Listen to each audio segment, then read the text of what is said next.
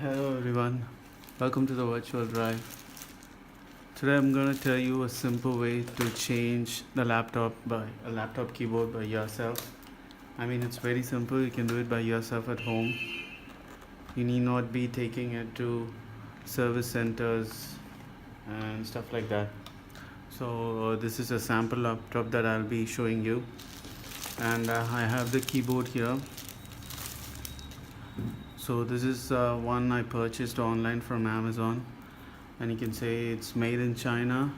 All you have to do is just search for keyboards based on your laptop's model number. It says ASPIRE 5738 from ACER. So as you can see, this is the exact same model.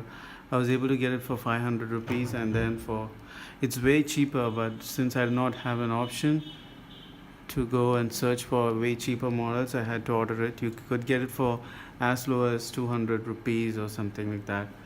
So changing the keyboard is very simple. All you have to do is have the patience for that.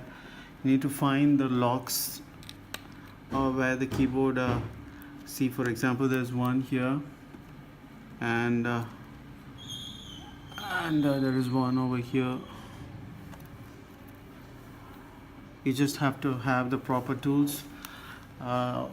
Patience is key, because if you get too irritated in finding all these things, then you would end up damaging these locks. So you just have to put on the right tool inside,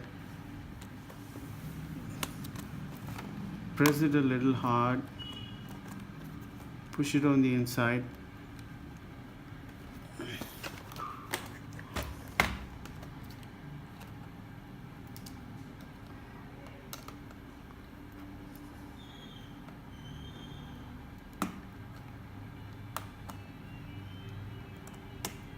and there you have. So you can see this is a tiny tool that I have, but you can have sizes about this also. There's one here.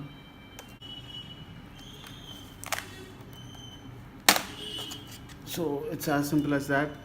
I have already had this removed, or else what you should be doing here is, so all you have to do is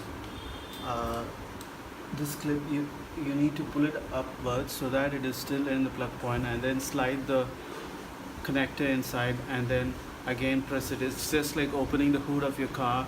You just have to open the hood, the black strip, slide this connector inside, and then close the hood. So it's as simple as that. Once you have done, you have to look through your keyboard, and they have these extensions here, while the other side does not have them.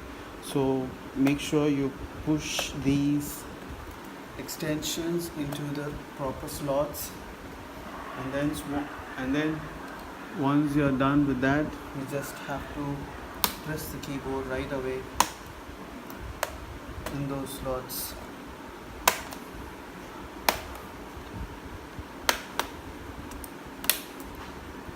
So that's it. Now we have the keyboard in place.